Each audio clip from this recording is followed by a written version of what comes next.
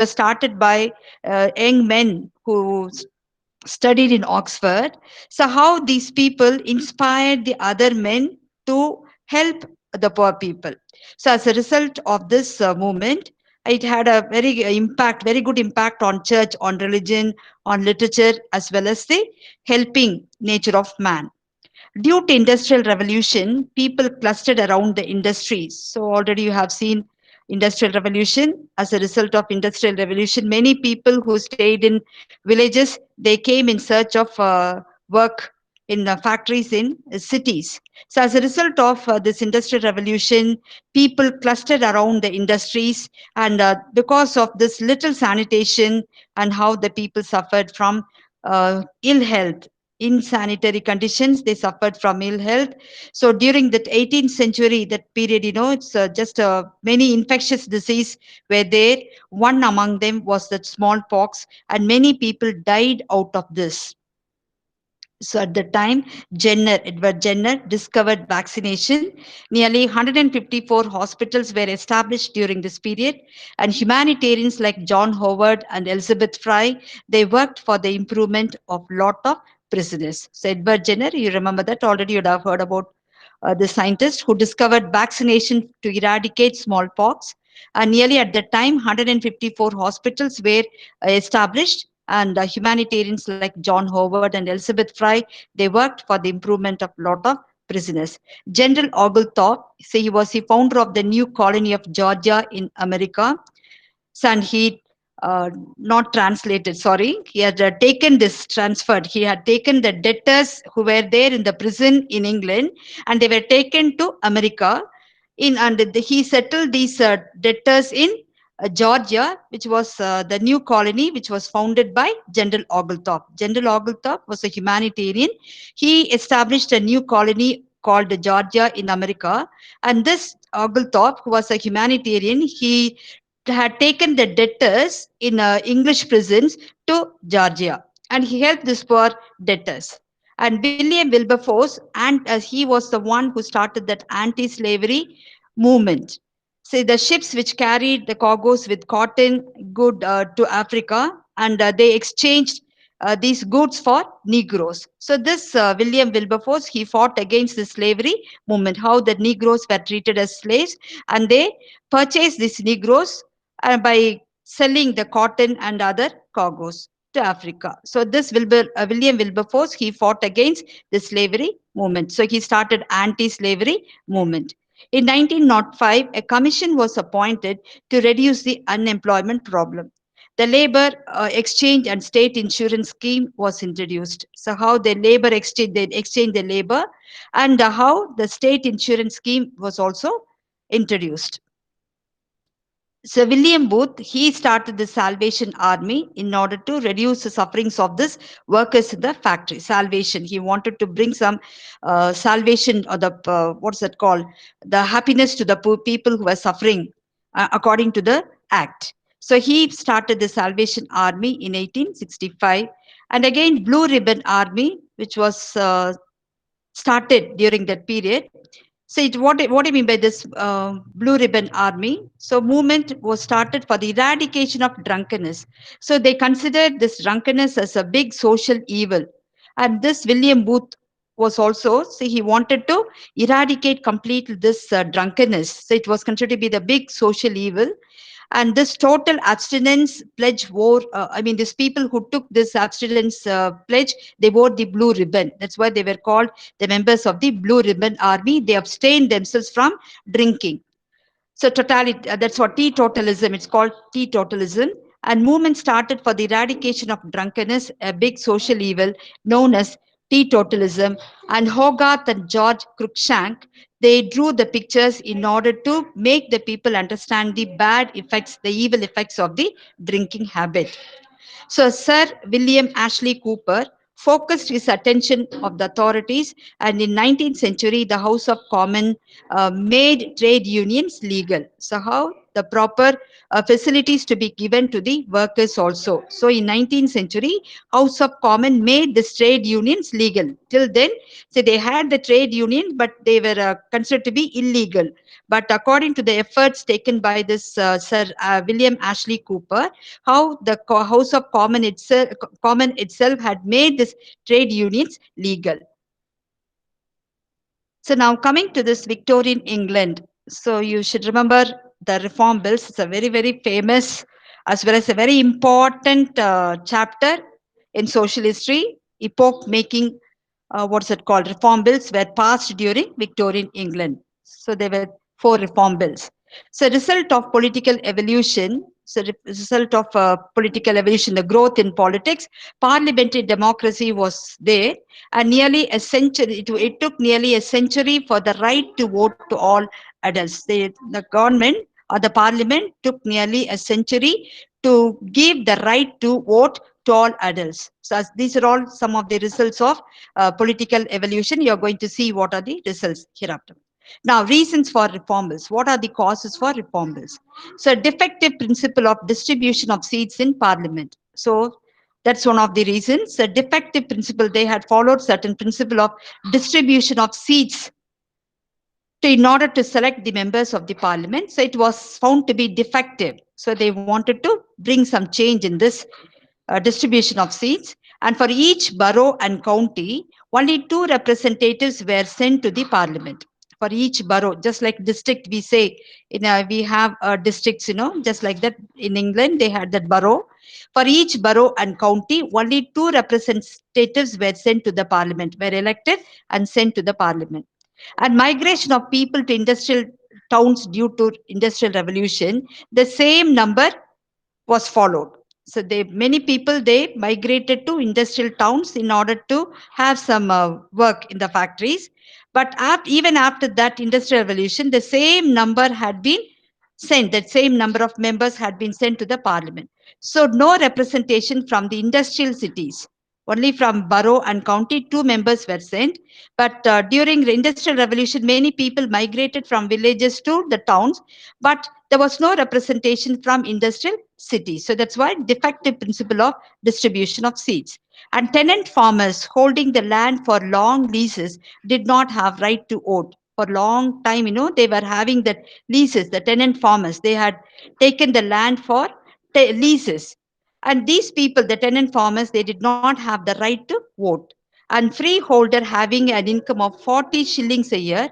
So this freeholder was allowed to vote. So discontent among the people. The people were not contented. They were not satisfied with this rules. So naturally, they wanted to bring some reformation in the bills passed by the parliament regarding the right to vote. Then Corn Law, which was passed in 1815, this law was passed in order to protect the English agriculture, the people, the farmers, the poor farmers, they should be protected. So in order to protect them, the Corn Law was passed, and it was suffering to poor people. And due to the French Revolution and so on, the England had to meet the financial demand. So they raised the price of the corn. So naturally, they thought that it would bring some, what is it called? The the people, the farmers will be relieved from the suffering. But what happened? Unexpectedly, what happened? Suffering to the poor people, and people, the young poor farmers, they had indulged in widespread agitation. They wanted to revoke that corn law, which was passed in 1815. So in 1831, during William the Fourth's period, so the prime minister was Earl Grey. So he wanted to bring some reformation there. And this reform bill was passed. And the Lords, the House of Lords, the Lords, they opposed this. And naturally, this Earl Grey resigned his post. And this led to the unpopularity among the Lords. So William Grey, so in order to protect the poor people, he wanted to pass this reform bill. But the Lords, the landowners and the lords and nobles, they opposed this. As a result of this, what happened? Earl Grey, he resigned from his post, and this led to the unpopularity among the lords. The king, William IV, he was in favor of the bill. And what did he do? He asked this Grey to come and pass this Bill in 1832. So King William IV, he was in favor of this bill, which was opposed by the Lords. But again, the king asked this recalled this Grey to come and pass this bill in 1832. This is called epoch-making bill. So, according to this bill, 56 rotten boroughs, less than 2,000 deprived of representation, 32 boroughs, less than 4,000 people, one seat was given, and 65 seats were given to new boroughs, and 65 added to English counties, 8 to Scottish counties, and 5 to Irish. So, this is a result of this epoch making bill of 1832. They wanted to bring some reformation in the uh, election. That is how the seats were distributed evenly to the members of the counties as well as the boroughs. So 658 members in newly constituted House of Commons. As a result of this bill, so 658 members were elected, and they were the members in the newly constituted House of Commons. The king and the lords lost their power, and now the middle class got great authority. Just because the majority of the members, they belong to the House of Commons, what happened? The king and the lords, they lost their power, and the middle class came into power. All sorts of benefit except the wages to be low and scarcity of food. So all sorts of benefit were given, but they were not ready to increase the wages. So what happened? And the people, they suffered because the scarcity of of food also.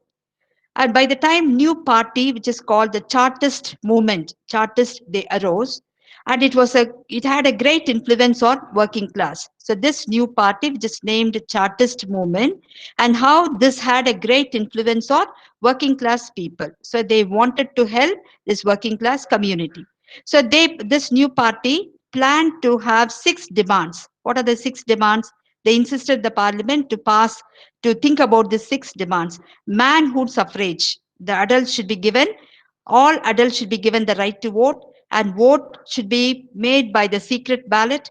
Annual parliament. Every year they have to have the parliament. And the election districts equal in number of voters, abolition of property qualification for members, and regular payment. So these are the six demands which were insisted by the new party, the Chartist movement. And when this new party introduced, they wanted to have the six demands. Both the parties, the Whigs and Tories, they were shocked because it was completely a different nature. So radical nature of these demands shocked these Whigs and Tories. So they wanted to help the people who work. So in 1867, Benjamin Disraeli, he passed the bill, second reform bill.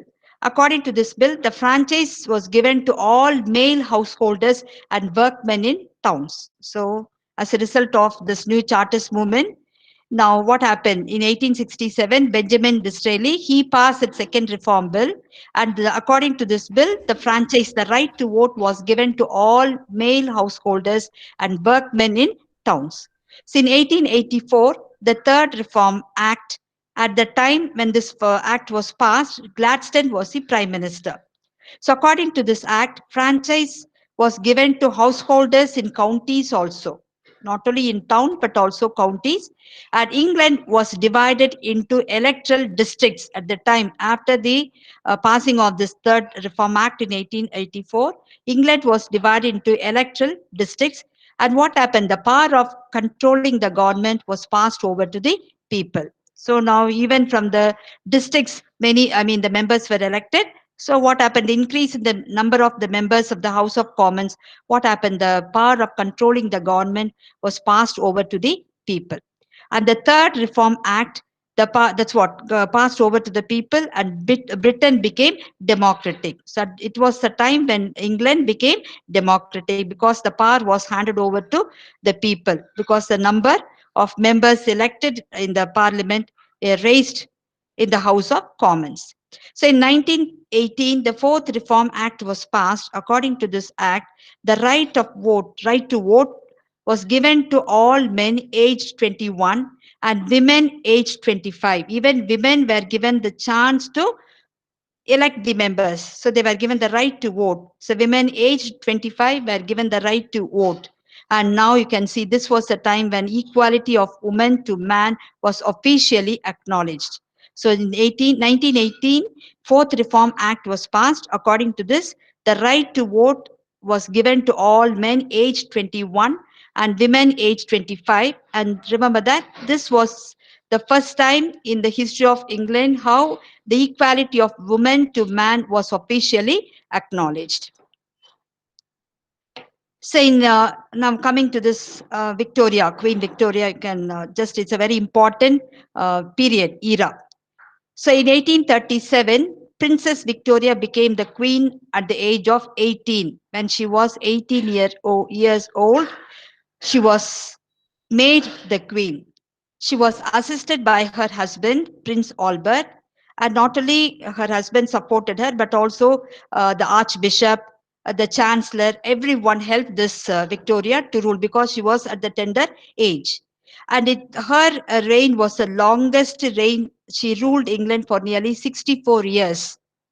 So she died at the age of 83. When she died, the whole world mourned her death. So she ruled nearly for 64 years and she became the queen at the age of 18. She died at the age of 83. When she died, the whole world mourned, such as she was called Grand Mama. That's what how the whole world appreciated her. So when she died, the whole world mourned. She was very graceful and self assured. She also had a gift for drawing and painting. In 1840, she married a German Prince Albert, she was not the king, but the prince consort. After he died in 1861, so she lost her husband in 1861, she sank into a deep depression and she wore black dress every day for the rest of her life. So Queen Victoria, she lost her husband, Prince Albert, in 1861. After that, she sank completely into deep depression because she lost her husband and she wore black dress every day for the rest of her life. So during it is called considered to be the golden age. Also, lot of changes had been brought by this queen. And when you think about the religious movement, the two movements were there. So especially evangelical movement. This movement emphasized a Protestant faith in personal salvation through Christ. So according to this movement, a Protestant can have the salvation through personal salvation through Christ. So this movement swept through England, and this led to the creation of Salvation Army and YMCA. So then comes Oxford movement. They're called Tractarians, sought to bring the official English Anglican Church closer in ritual and belief to Roman Catholicism. So in the previously, you would have seen how there was lot of confusion and disagreement between Protestants and the Roman Catholics. But now this Oxford movement, the members of this Oxford movement, they tried to bring the official English Anglican Church. Anglican Church is, so you can call it as Protestant Church, coming closer in rituals and beliefs to Roman Catholicism. They wanted to have some compromise. Now, when you think about Victorian age era, it's noted for scientific and industrial progress. So during her period, you can see a lot of changes were brought in, inventions were made, scientific, and there were a lot of progress in industries also. It is called the railway age, so age of coal and iron. And already you have seen in industrial revolution what sort of changes were brought in. And George Stephenson's locomotive from the experiments in moving coal from the pit head, and it was a success, and the development of the railways. So the first railway company, they tried to use a new steam locomotive was from the Stockton and the Darlington Railway, and it was owned by Edward Pease. And there was a length, the railway line was a length of 12 miles. This was the first railway line. So in the iron-built steamships linked Europe and America in 1836. So not only in railways, but also in the shipbuilding, you can think about the development. The iron-built steamship linked Europe and America in 1836. And Stephenson named his first steam engine as rocket. George Hudson is called the railway king. He created a continuous route of 179 miles by 1843 and the completion of 2000 miles. So he created a continuous route of 179 miles railway line. By 1843, he completed around the 2000 miles of railway line. So that's why he's called the railway king. Sir Rowland Hill's unselfish efforts, and he was the one who introduced the penny postage system. Rowland Hill, so it showed his unselfishness, when he started the system, penny postage system, 1 penny. So he sold that 1 penny stamp. It was a very cheap postage. It was a boon in business community, and the mails were transported by trains and postal service by the byproduct of the machine age. So how this Rowland Hill, he introduced the penny postage system. So purchasing the stamp and a postal stamp was very cheap, and it was a boon in business community. And how the mails were transported by trains also, and there was postal service, and the byproduct, this was the byproduct of the machine age. Then Electric Telegraph Company in 1846, they introduced the first electric cable from Dover to Calais, and it enabled the establishment of the Reuters, an international news agency in London. So even now, you can think about the Reuters. It's considered to be an international news agency just because of electric cable, which was laid from Dover to Calais. So now you can think about how the establishment of this international news agency called Reuters in London due to this development in telegraph. Then marvel of science, the electric power had an amazing impact on the industry, society, and the business. So it's science. And already, Victorian age was noted for these two important points. One thing is that the people wanted to have individual freedom.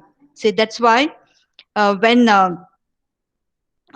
Charles Darwin, when he wrote the theory of evolution, so according to his theory, man was evolved from an ape.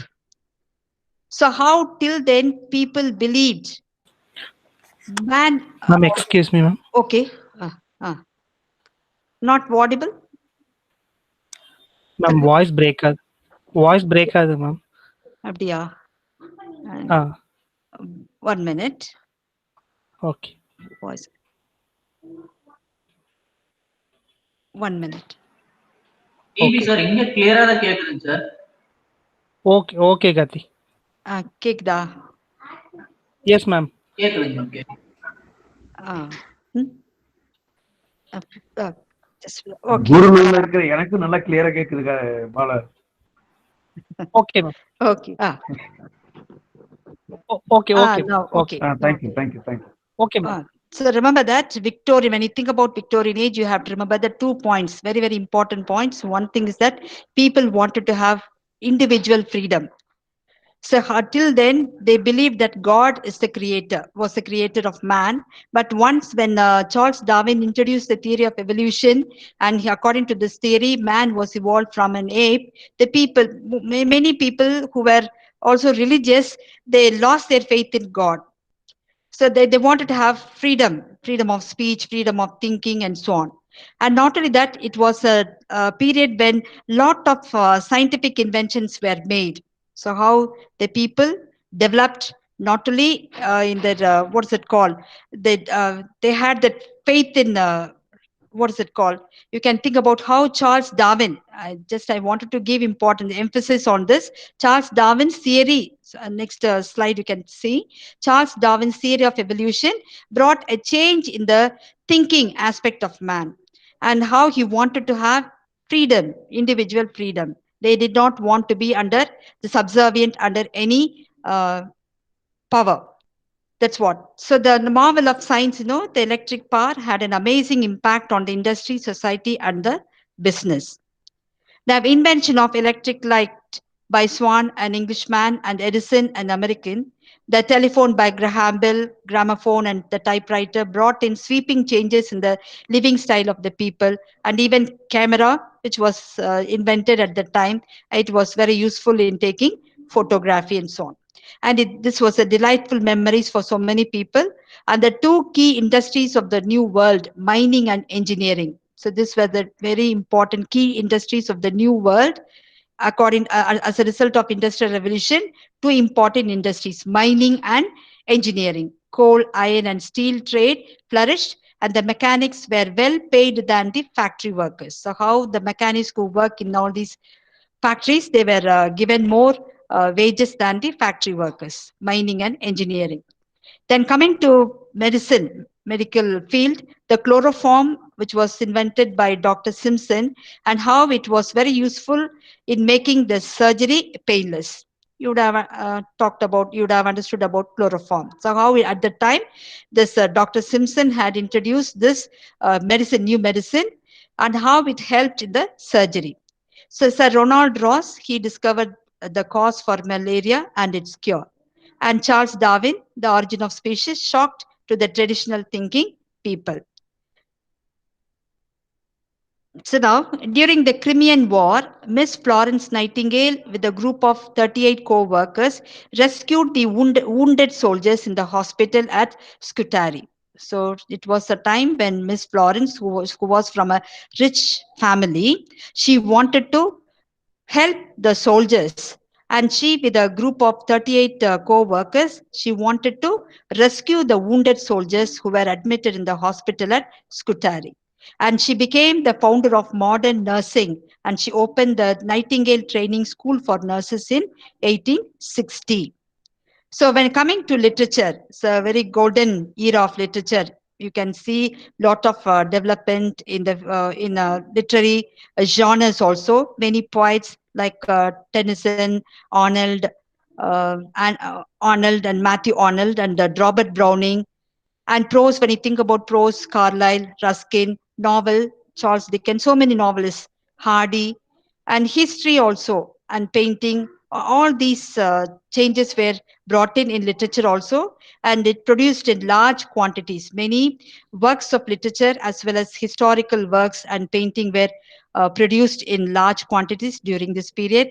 At that time, Alfred Tennyson, who was the poet laureate, who was appointed as the poet laureate in Queen Victoria's court in 1850. And not only in literature, but also you can think about the reforms in politics and education, and how the right to vote to larger section of the people. Now, coming to this imperial expansion. So how, remember that Victorian age is considered to be just like Queen Elizabeth's age. Victorian era was a golden period. Lot of reformation, lot of changes, improvement, development for the welfare of the people, you can see. Now, next coming to this imperial expansion, how England expanded its territories, imperial expansion. The end of 19th century, England emerged as a powerful colonial empire. Already in 16th, 17th century, when Queen Elizabeth was ruling the country, East India Company was given the right, and many colonies were established. At the time, nearly 13 colonies were established in America. Now, not only in America, but at the end of its 19th century, how England wanted to increase the territories. So it emerged a powerful colonial empire. After the loss of America, so and power in India, so you can think about Canada, Australia, New Zealand. So how Americans got the independence. They fought for the independence and they got the independence. And after that, so this England wanted to go in for Canada, Australia, New Zealand, Africa, Ceylon, Malaysia, and China. All these countries came under British imperial umbrella. In India, due to disunity between Mughal and Indian kings, the East India Company gained the strength to overpower them. The anarchy of India fired the ambitions of both French and English. So, it was a time, so how there was a battle between Clive of England and Dupleix of France over India. So they fired the ambitions of both French and English. So why? What was the reason? There was a disunity among the Mughal and Indian kings. So this was the time when the East India Company took advantage, and it gained strength to overpower this Mughal and Indian kings. So at the time, both French and English, they fought to get more power in India. So there were some battles between Clive of England and Dupleix of France. So Clive defeated Dupleix. So according to the Treaty of Paris, it restored all the provinces under the French, and this England got the complete hold on India. So Robert Clive defeated Dupleix, and the Treaty of Paris was signed. According to the treaty, this England restored all the provinces which were under the French. And now after this England had complete hold on India. So at that time, English governor generals like Clive Hastings and Wellesley, they secured larger territories, and the traders turned to rulers. So that was the weakness. So now how the traders, once they came for trading, but now they turned to be rulers. So these governor generals, they secured large territories in India. Some generals like Lord William Bentinck, and he worked for welfare of the natives. He was the one who abolished sati, an ancient Hindu custom, in spite of the opposition from England. Now, so introduction of new English educational system. So it was a time when this new educational system was introduced. English was treated as a medium of instruction, and they taught them English literature, and they extended the freedom of speech, and even public services were given to Indians. So, but Dalhousie, unlike Bentinck, annexed the native states, and he had sown the seed of rebellion in natives. So till then, say somewhat the Indians, they were even given the public government services also. But how the people Indians accepted all this? But when Dalhousie annexed that native states, and he was the one who had sown the seed of rebellion in Indians. So the Sepoy Mutiny of 1856 sealed the fate of East India Company. So in 1858, the Derby Ministry passed the bill, and East India Company was completely dissolved, and Indian government was under a viceroy to be appointed, and he had to look after Indian government. All the provinces, including Bengal, Madras, and Bombay, were subordinate. In 1877, Queen Victoria, she assumed the title of Empress of India. The conquest of India, one of the greatest achievements of England. So this England colonized North America and brought the dominion of Canada after conquering the French in 1763. And the population of Canada was a mixture of both French and British. Queen Victoria's succession, and what happened. Two rebellions were there in Canada after she became the queen, and how it was divided into British colony and French colony, and the government, which was unpopular, and the rebellion broke out in Quebec, but crushed. A federal system to unite the French and British Canadas was brought in. So Queen Victoria's succession, after she became the queen, two rebellions were there in Canada. And what happened? This Canada was divided into British colony and French colony, and the British government. So what happened? Became unpopular. A rebellion broke out in Quebec, but it was crushed. A new federal system was introduced to unite both French and British colonies in Canada. The Dominion of Canada under the Governor General who was appointed by the Crown. Australia, this British colony in 18th century, the success of sheep farming, and in order to get the gold, thinking that they were going to have the great future. So the British converted it a settlement with the local government. So this Britain was attracted by the sheep farming and the gold of Australia, and how the British converted it a settlement with the local government. And Sir George Grey was the governor at the time, and even New Zealand was taken into its custody in 1845. And efforts were made to colonize South Africa, and how England was attracted by the rich gold reefs in Transvaal, and it hastened the process of colonizing South Africa. After Napoleonic Wars, Ceylon, Mauritius, Singapore, China, Aden, they came under her power. The Commonwealth, that is according to Commonwealth, the colonies owed all allegiance to the king or queen, and they were not subordinate to the British government. So they were brought under completely directly under the king or queen. They were not subordinate to the British government. So coming to the First World War, so this was a local conflict in Central Europe. There was a local conflict in Central Europe, and this was the main reason for making it a global war.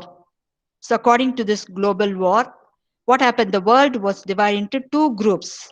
Russia signed an alliance with France, and Germany, Austria and Hungary and Italy, they had the two parties, Russia and France, and Germany, Austria and Hungary and Italy formed the second group. England shed its policy of isolation. So during this period, this First World War, England did not want to take part in any or did not want to support any party, any group. So it shed its policy of isolation and it wanted to be isolated. But after some time, what happened? It joined Russia and France, the group, Russia and France. The assassination of the Austrian prince by a Serbian precipitated the war, and Russia supported Serbia. So, this Austrian prince was murdered by a Serbian, and this was introduction of the war. This precipitated, it started the war, and at the time Russia supported Serbia. So Germany declared war on Russia and France. So why Germany declared war on Russia? Because Russia supported Serbia. So Germany, it declared war on Russia and France, and Germany, so in order to reach this, the Germany reaching the Belgium, it has, Paris, it has to pass through the Belgium. So remember that France had to attack Paris, capital of France. I'm sorry, Germany had to attack Paris, which is the capital of France. And in order to attack Paris, Germany had to pass through Belgium. But Belgium was resistant, and England had to protect Belgium and supported England. Now, so war lasted for 4 years. So near this First World War started in 1914, ended in 1918. It lasted for 4 years. And what happened? Russia went out of war due to the communist revolution broke out. In Russia had its own problem. So in 1917, so the revolution, Russian revolution started. Communist revolution started in Russia. So it went out of the war. And according to the Treaty of Versailles, signed in 1990, Germany was totally defeated. Germany was totally defeated, and at the time, League of Nations was formed with the hope of preventing the world wars in future. America came forward to finance the affected countries, including Britain. So it was the time America came forward to help in the financial aspect the countries which were affected by this First World War, and it came forward to support even Britain. So you can imagine how American War of Independence, Britain, England established so many colonies, America, but now this was a time America was ready to help the country, England. So you can imagine what sort of change, the scenario change. Then President Woodrow Wilson, he was the moving spirit of the League of Nations. At the time, Germany was not permitted to be the member of the League of Nations. But after some years, the League of Nations permitted Germany to enter as a member, but Hitler withdrew the membership. So already you would have heard about Hitler. Now, failure of its efforts due to the lack of persistence and sincerity. League of Nations was formed to help the countries not going in for any further war, but it tried, it put its effort, but it was a failure. So this League of Nations failed due to the lack of persistence and sincerity. Now the allies and defeated nations stopped fighting, but they developed a Cold War among them. So the impact of First World War on England. How, see, England, wanted to be isolated, did not want to take part, did not want to support any group, but after some time it wanted to support Russia and France. But because of this, what happened? England lost many young men in gruesome war. Many young soldiers, British soldiers, that died in the war. And not only that, an epidemic of influenza was spread, and many people died, and the number was more than the people who died in the war. The soldiers returned from the war and they were not given suitable jobs. And what happened? The result of this world war, it devastated the country's economy. So people started indulging in strikes and noisy protest. And the trade declined. Mine owners reduced the wages. And what happened? The people who work in the mines, they took part in the strike. And this instigated the trade union leaders to take part in agitation. The government took immediate steps to keep law and order under control, and Europe experienced economic and political collapse. So you can imagine how the European countries like France, Germany, Austria, Hungary, the countries which took part in the war, they faced experienced economic and political collapse. And women left their homes in search of employment. So women who were there inside their homes, they had to go in search of employment because they lost their husbands who were the breadwinners in the war. So they were the breadwinners, but now the women, they lost their husbands. So they had to go in for the employment. The destruction, much less and quick recovery, but she had to take part in another global war. So the destruction, when you consider England, the destruction was much less, and there was a quick recovery in England. But England had to take part in another global war, which is considered to be the Second World War. So during Georgian era, it was marked by conflicts, clash among the Labour Party, conservatives, and liberals. And this conflicts upset the general atmosphere of peace and hope. So how it affected the general atmosphere of peace and hope. So how there was clash, conflict among these parties, Labour Party, Conservative and Liberals, and this upset, spoiled the general atmosphere of peace and hope. And Mussolini of Italy, the monarchs, the totalitarians. So Mussolini of Italy and Hitler of Germany, they were aggressive. They took aggressive plans on their neighboring countries. They wanted to defeat the neighboring countries. They took aggressive design steps. So England declared war on Germany for safety. Initially, Germany registered a stunning victory. So England declared a war on Germany because it wanted to protect itself. For safety measures, it declared a war on Germany. Initially, in the beginning, Germany was having some stunning victory. But America decided to enter the war, noticing the attitude of Germany, and Russia took sides with America and Britain. So America, they entered the war in order to support England, and it was able to understand the bad, evil attitude of Germany. So Russia, by the time, took sides with America and Britain, and Hitler miscalculated the power of Russia. Finally, he surrendered. So continental powers, that's politics, underwent a thorough change. Colonial imperialism, that's power and the pride of England, declined due to the war. So no, after this war, what happened? Colonial imperialism power, the country lost. And America and Russia, two greatest powers in the world. So England lost its power of imperialism. And what happened as a result of the Second World War? America and Russia, they became two greatest powers in the world. So what happened after the Second World War? UNO was formed. United Organization was formed.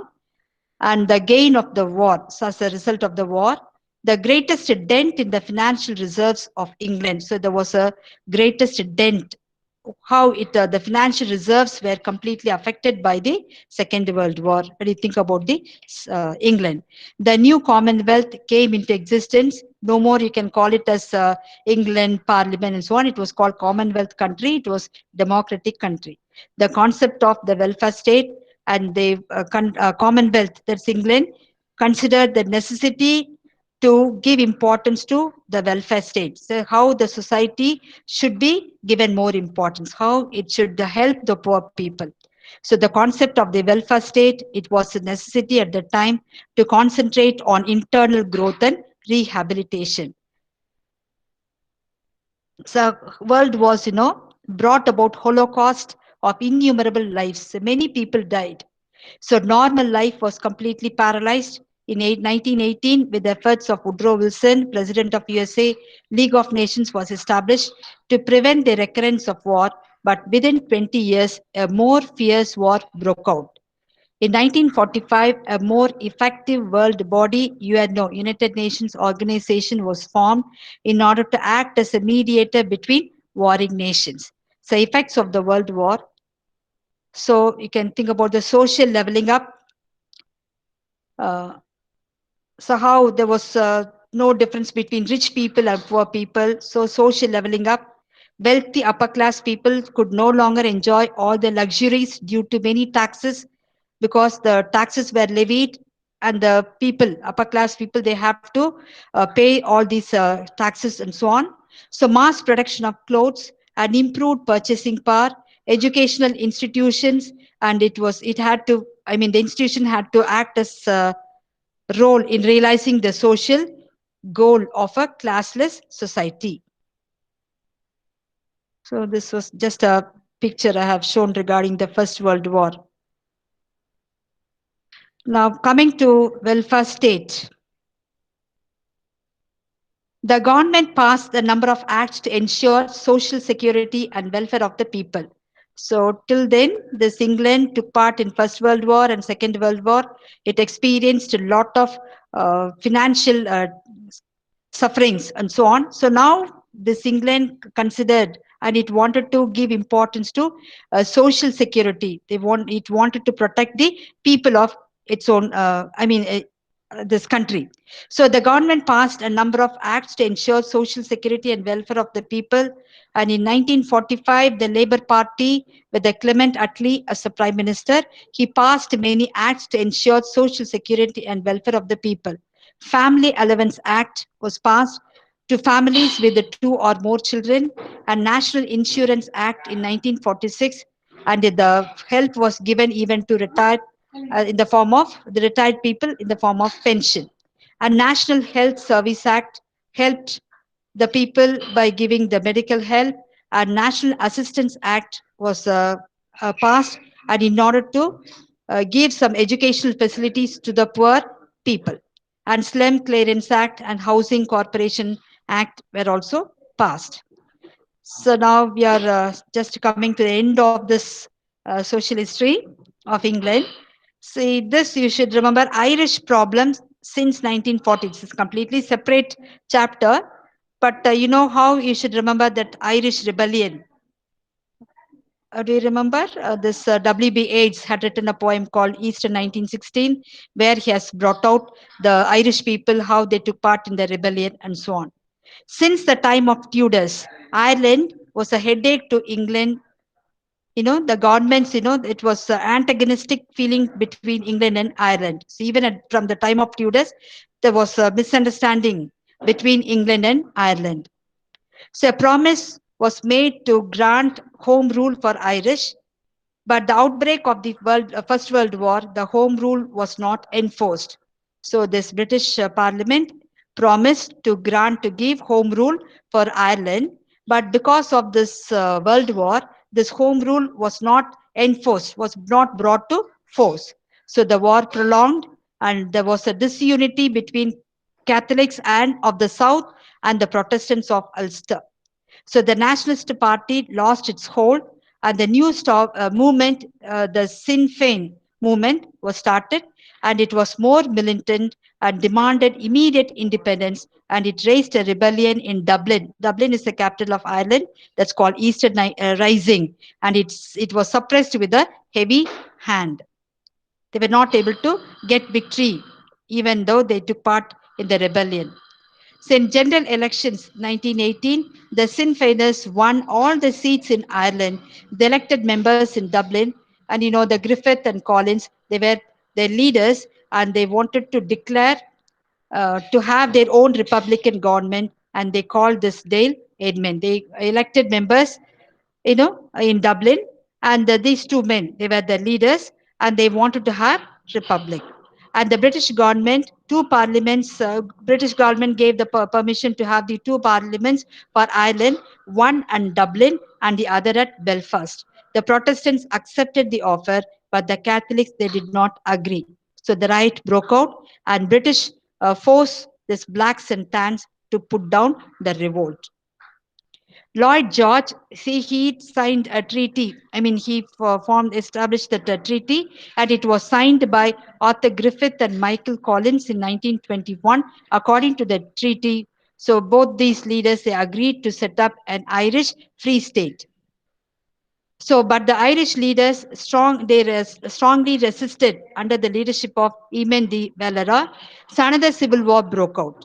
So even though the British government gave them the permission to have the Irish Free State in 1921, but within Ireland, the leaders, Irish leaders, they were not satisfied with the leadership of Eamon de Valera. So again, the civil war broke out, and between the Republicans and the Free soldiers, and the leaders like Collins were killed, and the Free Staters won. The British troops withdrew from Ireland, and it was for the first time this island had the self government.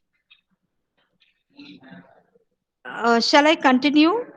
See, only this the last part. Hello? Yes, ma'am. You can continue, ma'am. Shall I complete it? Ma'am, you can continue, ma'am. That's what. I'll complete it today. I think so. Okay. So Yes, this is the ma'am. last Yes, chapter. ma'am. Yes. Trade unionism in England. So trade unionism, it was a natural outcome of industrial revolution. Already you have seen. See, due to the industrial revolution, many factories were established, and according to this humanitarian movement, how the humanitarians, they were ready to help the workers in the factories. So this was a natural outcome of industrial revolution. Opportunities were given for the laborers to meet and discuss their grievances. Till then, the owners of the factories, they were having the more power, and how the laborers were not, they were suppressed. But now, because of this trade unions, how these laborers were given the chance to have the meeting with these owners and discuss their grievances. So Francis Place, he was a tailor, a master tailor. He tried to protect the interest of the workers. See, in 1824, the House of Commons appointed a committee, and under the chairmanship of Joseph Hume. So Francis Place, he was just an ordinary tailor. He tried to protect the interest of the workers. But in 1824, just he showed his interest to protect the interest of the workers. In 1824, the House of Commons appointed a committee under the chairmanship of Joseph Hume. Then Grand National Consolidated Trade Union was established in 1834 under according to the efforts taken by Robert Owen. And trade unions became active in 60s. So in 1871, Trade Union Act was passed, and working of the unions was rationalized. So Trade Union Act was passed in 1871. According to this act, the unions were given the permission to work, and it was rationalized also. So treasurers, so compelled to show the accounts, but the trade union had its own problem, and the treasurers were there in the trade union, and how the treasurers, they loot, they tried to get take some swindle some amount from the account, the main account, and these treasurers were compelled to show the accounts and so on. So in 1872, a union was formed. Trade union is formed in order to have give the protection for the agricultural laborers. Joseph Ark was the one who formed this union, and in the 60s and 70s, trade unions became popular among the skilled workers also. In 1888, a match workers strike, the workers who were working in match factories, the match workers strike was organized by Annie Besant, and it had a desired effect. And dock workers who work in the port and ships, dock workers of London port went on a strike, and they achieved their aim, and minimum wage of 6 pence was given per hour to the workers there.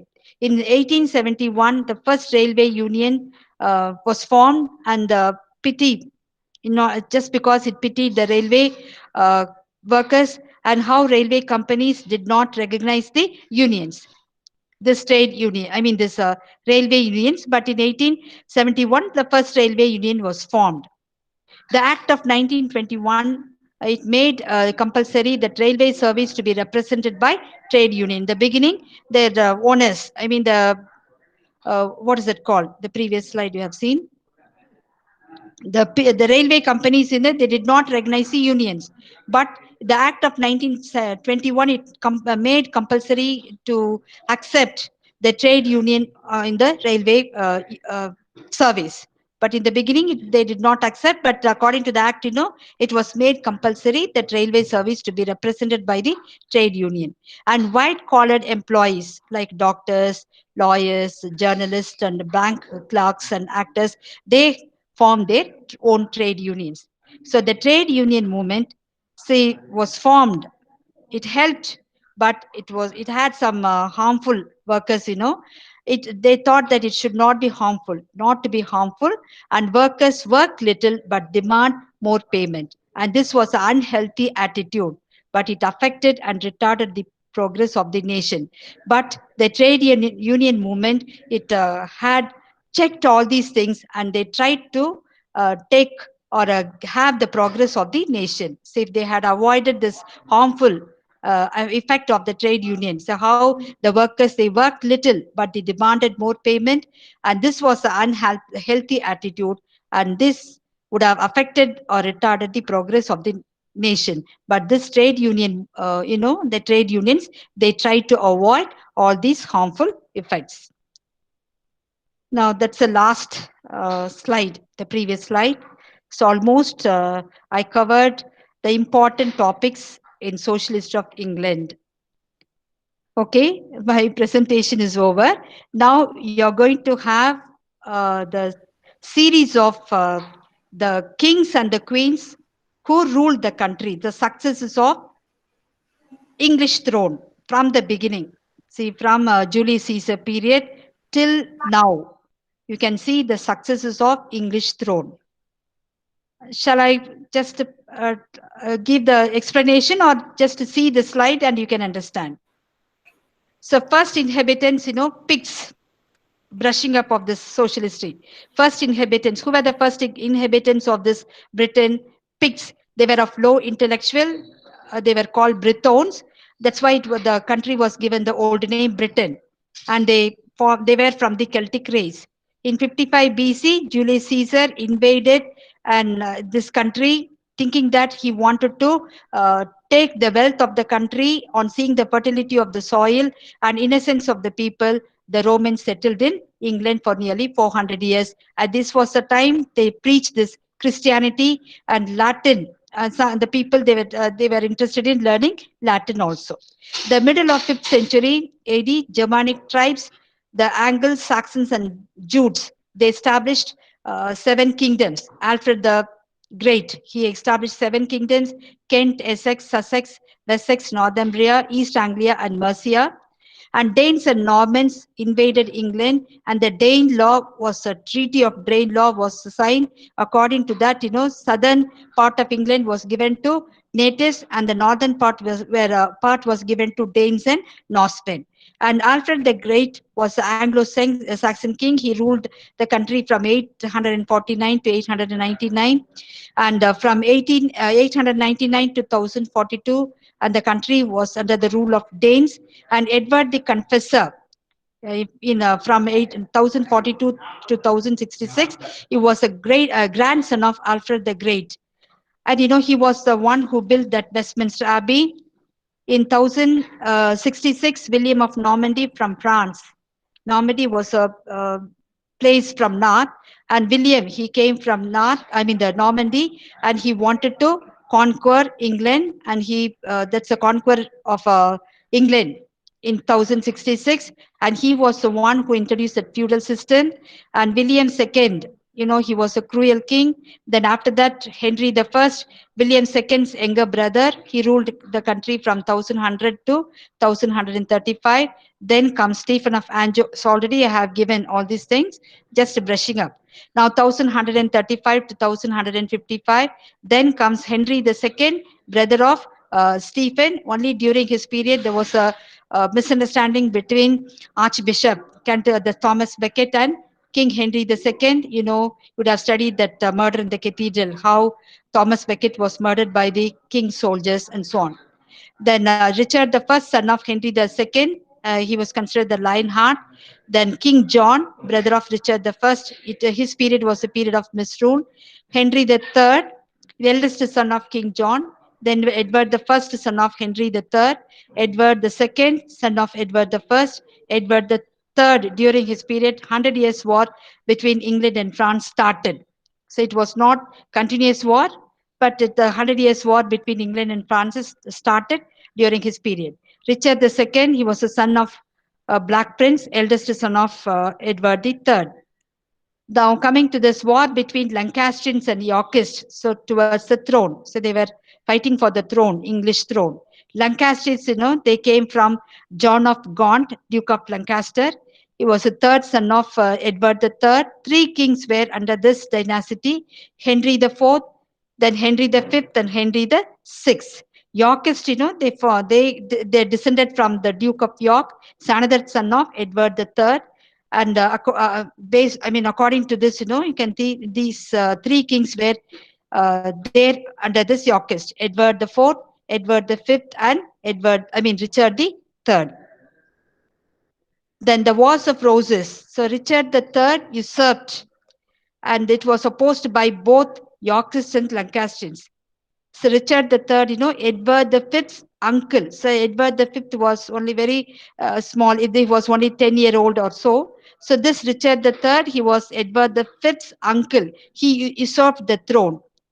But both the people, this Lancastrians and Yorkists, they did not like Richard the Third to be the king. They opposed this Richard the Third to become the king. Then comes the Tudor period. So Lancastrian heir to the throne, now a Welshman, Henry Tudor, defeated Richard the Third. So Henry the Seventh, from Lancastrian family, married Elizabeth, the descendant of Yorkist family. That's how this war between Lancastrian and Yorkist came to an end. Henry Tudor from Lancastrian married this Elizabeth from Yorkist family. So now what happened? Both the groups joined. So now the Tudor period started from Henry the seventh period. Now, Tudor dynasty, according to this, you can think about the period 1485 to 1603. Henry VIII, son of Henry VII, he ruled the country from 1509 to 1547. He was only 18 years old when he became the king, and he was very ruthless, merciless, and bigoted. Already you have seen. So how during the time of Henry VIII, there was how the Christianity was divided into Protestants and Catholics. He was not ready to support the Pope of Vatican City. And due to his personal reason, he wanted to marry this Anne Boleyn, but the Pope of that at the time, he did not give the permission. So this was a reason for this England taking part in Reformation movement. So Edward the Sixth, son of Henry VIII and Saint Mar, he was only 10 years, and his uncle, Duke of Somerset, he became the guardian. Then after the death of this Edward the Sixth, Mary Tudor, she became the Queen of England in a Catholic queen. She was a Catholic queen. She was a legal daughter of Henry VIII and Catherine of Aragon. She ruled the country only for 5 years, and she was a Catholic queen. She was also a merciless queen. In spite of the warning given by her husband, Philip of Spain, she burnt nearly 300 Protestants alive. So she died because of some disease. She suffered the nervous disease, and she died. She ruled the country only for 5 years, and within this 5 years of rule, she acted as a ruthless queen. And after her death, Queen Elizabeth, that's Elizabeth I, she became the queen. She was the daughter of Henry VIII and Anne Boleyn. She ruled the country from 1558 to 1603. That is nearly half a century, and this was the golden age of England. Then after her death, so she was a virgin queen. She did not have heir to become the king of England. So James the First of Scotland had become the king. So he ruled this country from 1603 to 1625. So Stuart period started from James the First because he was from Scotland. So it was the time when this authorized version of the Bible was published, and Shakespeare was his court poet. And the problem between the king and the parliament started even during James the First period itself. Then his son, after his death, Charles the First, he became the king of England in 1625, and he was the eldest son of James the First. And civil war reached the culmination during his period, and he was executed in 1649. The rule of rump was formed, and the new model army was formed by Oliver Cromwell. And this Oliver Cromwell, he ruled this country from 1653 to 1658. And this period is considered to be the Commonwealth period. After his death, his son Richard Cromwell, he was not able to rule the country properly, and even his own members of the new model army did not like this Richard Cromwell to become the leader because he was a weak administrator. So it was the time when Charles II, the son of Charles I, became the King of England. Restoration of monarchy took place in 1660, the Merry Monarch. So his court poet was John Dryden. So he ruled this country from 1660 to 1685. Then after him, James II, the Charles II's brother, he ruled this country. And according to this glorious revolution in 1688, they did not want again the Whigs, even both the parties, Whigs and Tories, they did not like the Catholic king to be Catholic person to be the king of England. So William and Mary, the daughter of,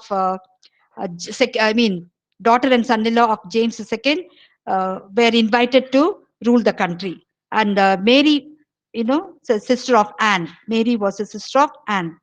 Then after their death, Queen Anne, she became the queen, and from 1702 to 1714, and she did not have any heir to the throne. So this time, the Hanoverian period started. So the throne was to be given to Sophia. She was an electress of Hanover, and she was the Protestant granddaughter of James I of England. But she died before this Anne, and her son George became the king. So George the First, he ruled from 1714 to 1727. George the Second, 1727 to 1770, and peaceful. So there was a print mistake here. And it was a peaceful reign. And at the time, Robert Walpole became the first prime minister, and George the Third. So he was a grandson of George II. And the political events, so many political events took part. And it was the time, this War of Independence, as well as the French Revolution and Napoleonic Wars took place during this time of George III. And the Union of Great Britain and Ireland in 1801. And George IV, he was the son of George III, and William IV, brother of George IV, and Queen Victoria, and she was a niece of William IV and granddaughter of George IV. So House of Windsor to the present day. So Edward VII, so 1901 to 1910, eldest son of Queen Victoria. He was the first king who succeeded directly as a son of a ruling queen. So George V, so he was the second son of Edward VII, and Edward VIII, abdicated the throne since he wanted to marry an American lady. See, the throne, the power to rule the country was given to Edward III, but he did not like to be the king because he wanted to marry an American lady. And because of opposition, he did not like to be the king. So his younger brother, Duke of York, King George VI, he became the King of England in 1936. So three kings. So George VI and so on. So now Queen Elizabeth, she was the eldest daughter of George VI. She is crowned Queen of England. She was crowned Queen of England on 2nd June 1953. Now also she is the Queen. So now you can think about the successes of English throne. So I have given the few, I mean the very simple short sketches of this kings, the successes of the throne. Okay. Hello. Ma'am? It's over. Yes, ma'am. Ah, Then the next webinar details will be shared in the WhatsApp group, ma'am. okay. So many people are asking the PPTs, ma'am. That also will be shared there in the WhatsApp Yes, group. yes, yes. Then after, I think 2 or 3 days, we can have the question session like that. If they Yes, have ma'am. any doubt, they Yes, can have, and they can write the test also. As yes, we planned, can we have, yes, can we conduct the multiple choice yes, questions ma'am. like that? Yes, yes, ma'am. Just you We get, can post it. We ah, can post it in the WhatsApp group, ma'am. okay, They can get the answers and the okay, results. okay. Yes, ma'am. If they want, they can give the feedback also after some time. Okay. Yes, ma'am. If Yes, they ma'am. want, they Yeah. have any clarification, they can do it. Yes, ma'am. Okay, ma'am. Thank you, ma'am. Okay. Shall I stop sharing? Yes, ma'am. Yes, ma'am. Just you can share that PP to others also, other members Sure, also. ma'am. Sure, ma'am. That Okay. will be shared in the WhatsApp group, ma'am. Okay. Shall I Okay. stop? Thank you, ma'am. Oh, Yes, okay. ma'am. Thank you, Oh, ma'am. Thank you so okay. much. Okay. Bye. Hello. Kuti.